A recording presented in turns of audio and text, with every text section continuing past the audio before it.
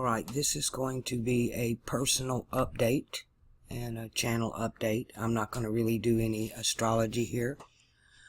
I went to the library Friday and uploaded a video, and after I sat there and let it upload and publish, it just kept sending me error messages.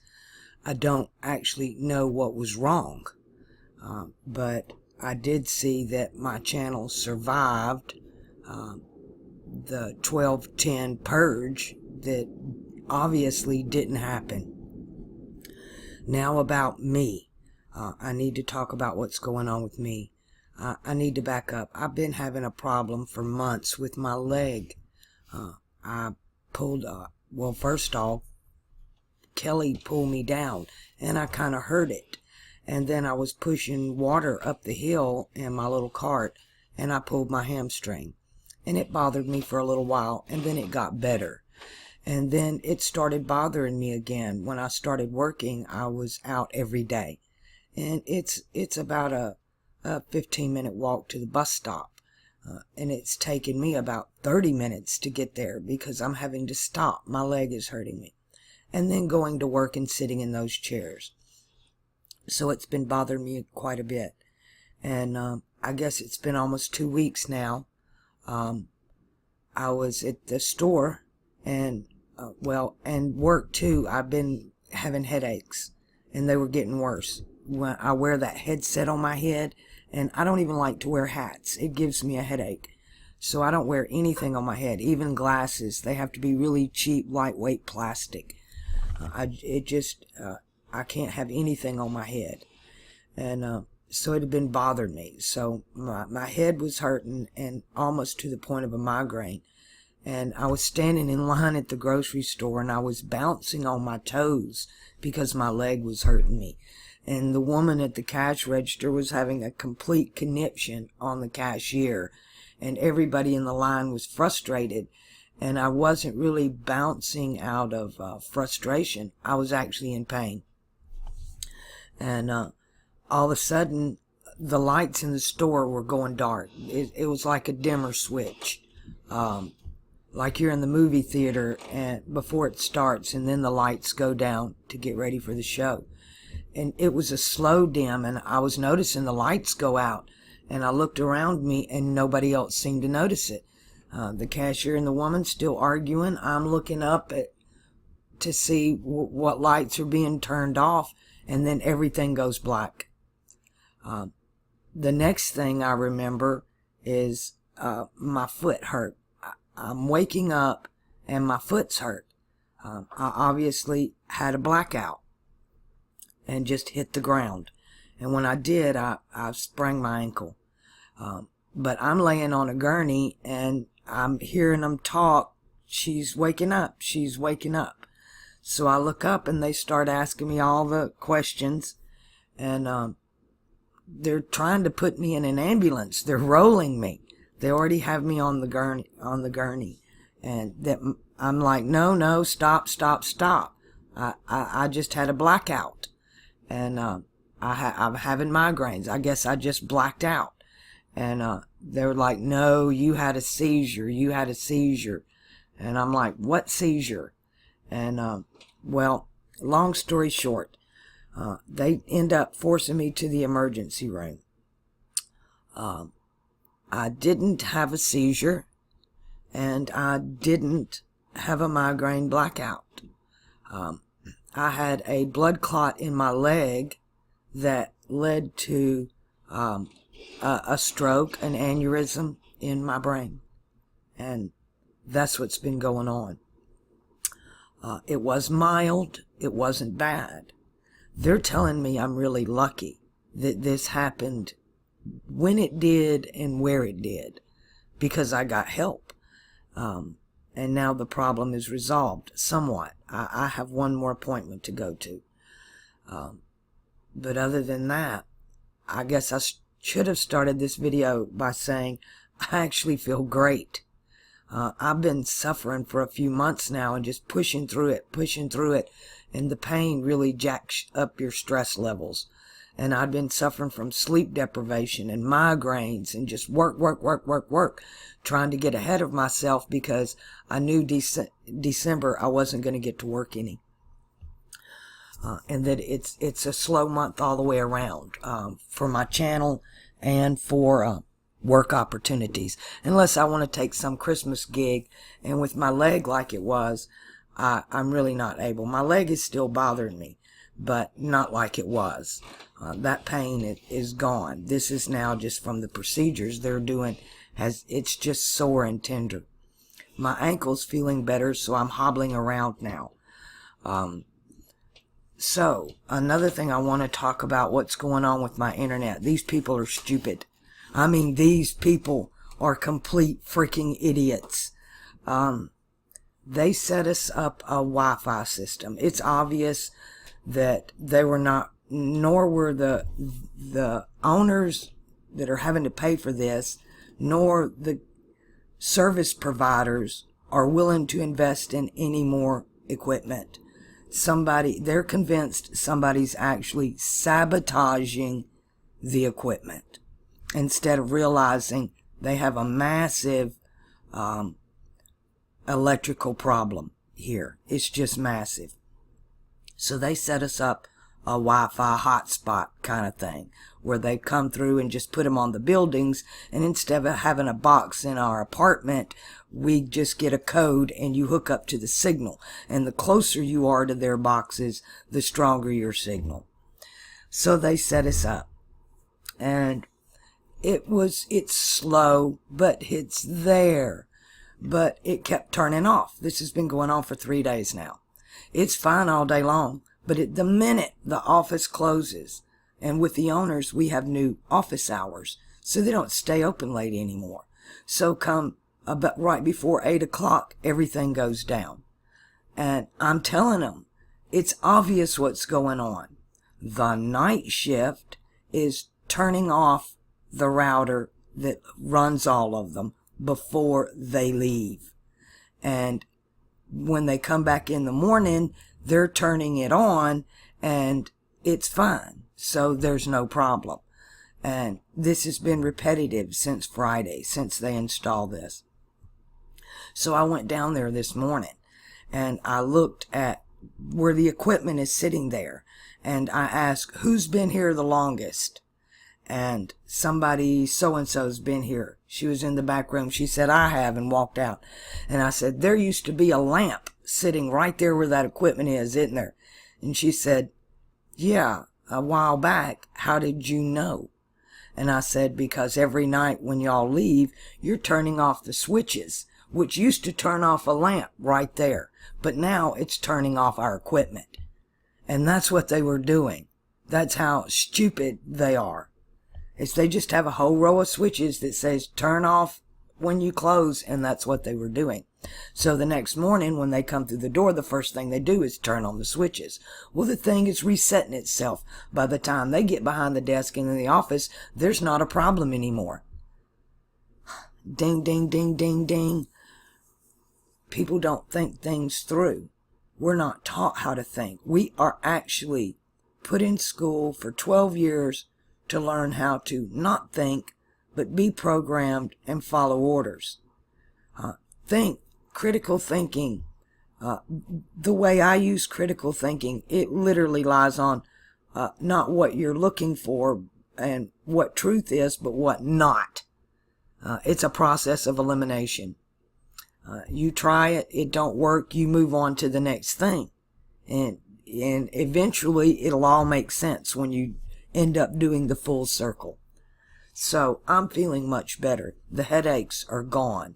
That cramp in my leg of just hurting even when I was sleeping, gone. Now it only hurts when I walk on it. But, I've had a couple of procedures on my leg already, and I've got one more due, so that's understandable. They're laparoscopic, so it's really minor. What's going on is really minor. But I knew if I opened this and said, hey, I've had a stroke and an aneurysm, that sounds awful. Now here's the funny thing about it all, because it's almost full circle for me. It's like I've been flirting with destiny. Everybody in my family on my father's side, all of his siblings and all of my siblings and his father all have PKD, which is polycystic kidney disease. Nobody that has that, you do not qualify for a transplant because it's genetic and your DNA will just destroy the new kidney. So your best hope is dialysis for a few years. Nobody on the planet with or without dialysis has ever lived past 55. Nobody in my father's family has ever lived past 55. I'm 55. If I live to be 56 in 1 month from today, then I would have outlived everybody in my family. And the ironic thing about it is, when you have PKD, you do not die of kidney disease. You die of generally heart failure, which they're really good at combating now.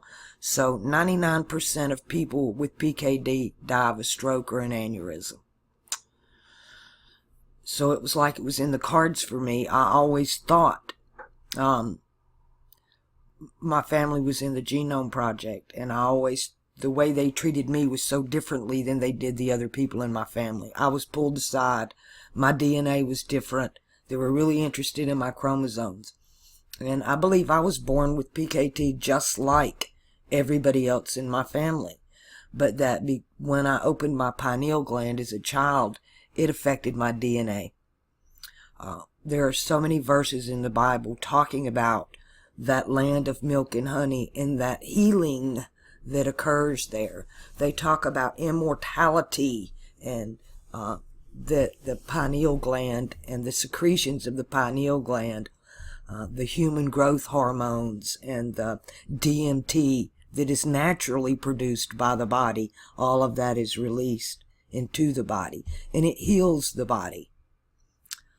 Physician, heal thyself.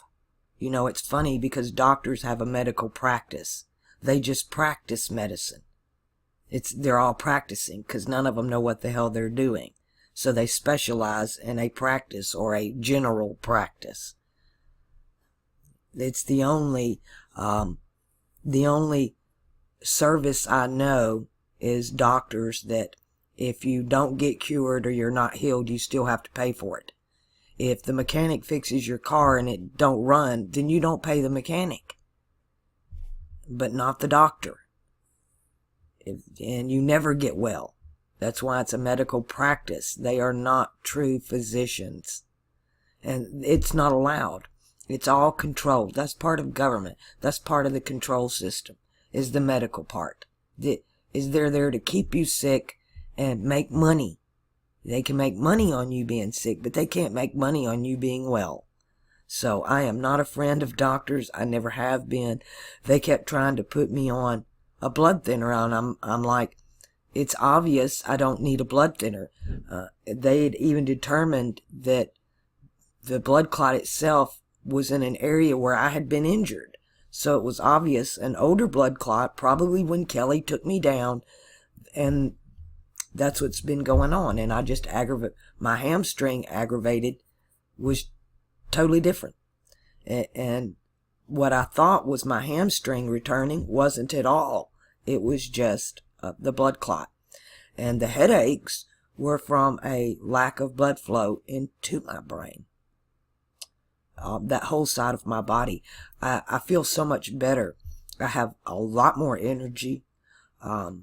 I do have kind of a little bit of numbness in my fingertips and my right hand. But all in all, and more good news that came out of it. They wanted to keep me in the hospital. I wouldn't let them. I told them I live alone, and my dog's there waiting on me, freaking out, I'm sure. I was there a good 18 hours. And I have gone back a few times, but they realized real quick they're not getting paid, and that I already had a bill there. So they got me a social worker that got off her seat and got something done, and they finally closed all the cases in California from the federal level. They appealed up higher, than state by state. Because it's federally funded program. And as long as California kept my name in their system as active, I couldn't get anything here. So they outranked them, deactivated me on the federal level, and now they're sending me all the paperwork so that they can get paid. So now I won't have all of these medical bills over my head. And I even explained to her how from the beginning I had tried to get services when I first got here. I can't even get food stamps. I can't get nothing. And that because I have an active case in California, they refuse to close. I've done everything to comply. 3 times I've taken my IDs down there, and I have birth certificate, ID, all kind of ID, and just prove beyond a shadow of a doubt that I'm here. I live here. I have established residency here. I have a voter card I had to get a post office, but I mean, I'm established. And so finally, yeah. So I wanted to see if she could get the bill to retroact all the way back to when I first applied. And that's what I want to happen. That way, all those medical bills coming at me can just go away. That would be awesome. So, all in all, I've had a hard time, but I'm doing better. I got another appointment this week. Now that we've got which switch not to turn off, I'll actually can now begin uploading charts again. I know how long y'all waited. There's nothing I am more grateful for than your patience. Period.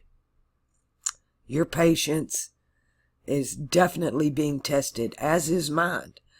It puts me under a lot of stress when I get this far behind. And some of these charts I need to upload, they're months behind. They've never said a word. So patient with me. I can't be more grateful for anything than that. It shows your character, and I appreciate that more than you know. It's like we're all being tested, and I believe we are. We're always being tested every day. But this has been a strange month for me, to say the least. We have the fire department coming in today. So here in just a few minutes, probably in about 4 minutes, the sirens are going to start going off here.